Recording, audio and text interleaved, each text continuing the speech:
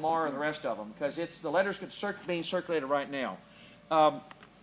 That is the fundamental problem. The House is doing what we're supposed to do. We pass all these bills. They disappear in the Senate. I remember the Senate 60-vote rule. They're so dysfunctional because of this procedure that they invented that I had, back in 2004 or 5, wanted to do it. You won't see my name on many bills because, A, I think we should repeal about 5 or 6 or 10 for every one that we pass. We got too many on the books. And then number 2, because I'm on this incredible committee, you can actually do almost everything you need to do. You just stick it in the appropriations bill, and you can do things in that bill. You don't need to pass legislation.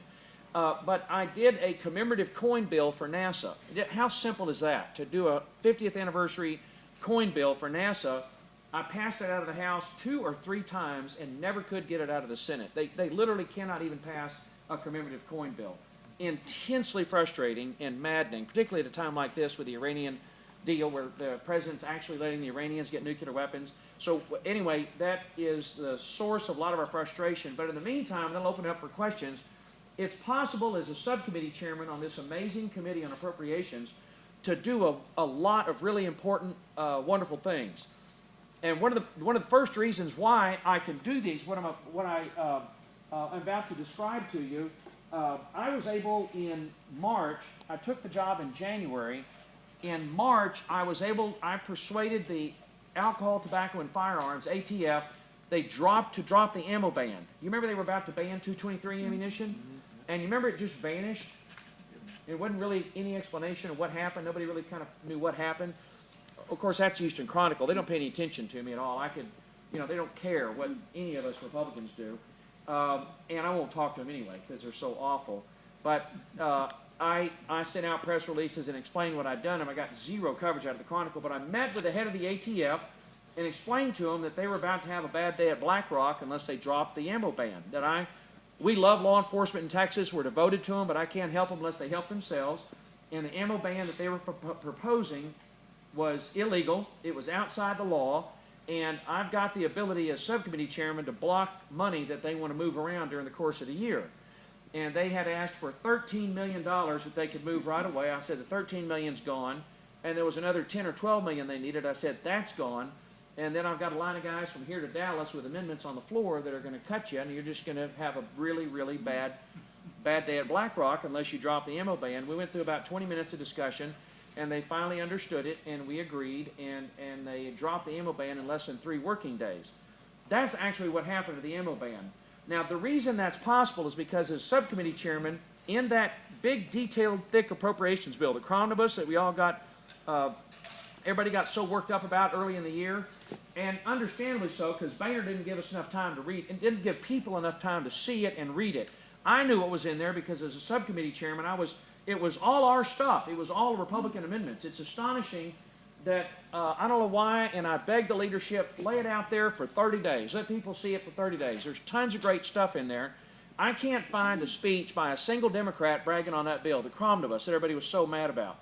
And the main reason people are upset is they were suspicious, understandably. Things about that thick and didn't give us time to read it, laid out there for 3 days, and you ram it through. There's got to be something in there.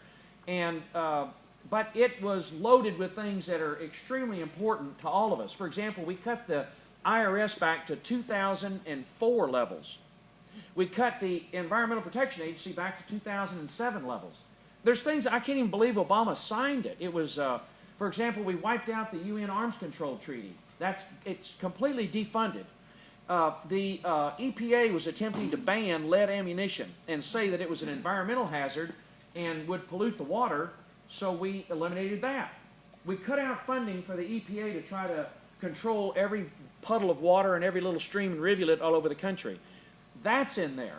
But we couldn't get any publicity on it because the leadership insisted on throwing the thing out there right after, I guess it was early January, whenever we did that, I forget. It was like December, before Christmas, everybody's distracted. And anytime anybody wants you to agree to something about that thick and do it real quick, you're always suspicious, as you should be. Don't ever trust the government. That's a fundamental rule, I think, of being a Republican. So understandably, people were upset about it. But the reason I voted for it is I understood it was almost virtually, the whole thing are full of Republican victories. And there's not a single Democrat that you can't find a press release You can't find a speech by a single Democrat in Congress bragging on that bill because it's loaded up with our stuff. And the other thing to remember about that bill is how many here in this room, if you own your own home, how many of y'all bought your home with a contract that was only 1 or 2 pages long? The reason the bank does that to you, and you've got to sign a stack of paper about that thick when you buy your house, which, by the way, it always feels like everybody's got their hand in your pocket when you're buying a house, is that every page, every paragraph in that big stack of documents is another hook that the bank has got in you to get their money back. And the appropriations bill is the same way. Remember I said earlier, you can't fire anybody. These federal agencies, they don't care. They're going to just wait us out. They would love term limits, and I mean, I think term limits would be fine as soon as you can fire every civil servant. If you can fire civil servants and make them work at will, I would be actually very happy with term limits. It'd be no problem. It took me years to figure out what rock to look under, because they disappear like gophers, and they cannot find. If you can find them, you can't root them out, and if you root them out, you can't fire them. The first assignment I got on appropriations was the chairman of the Military Construction VA Subcommittee, and almost right out of the gate, the cemetery director here in Houston would not let the family members pray over the grave of their deceased. Can you remember that? Mm-hmm. If you can't, and I could not get her fired. If you can't fire a cemetery director for refusing to let the family pray over the grave of their deceased, you literally can't fire anybody for anything. But that detailed appropriations bill had language in there, not only that defunded all these things, but it also gave the individual subcommittee chairman the ability to block money and prevent these big agencies that are multi-billion-dollar operations. It's like every little program is another brick in that wall over there. And the appropriations bill will say there's X amount of money for that program to go specifically for 1, 2, and 3. And then during the course of the year, the agency things will change, and they'll say, we need to move money from that brick down to that brick. They've got to get our approval. And that is how we can stop Barack Obama from doing all this damage to America. If we do a continuing resolution that's only 2 pages long, it fundamentally allows Obama to continue to do things the way he's been doing it. I don't have all that detail in there. I'm not going to be able to do the things that, for example, the ATF ammo ban. Or, for example, and you could broadcast this, but I don't really want to advertise this one.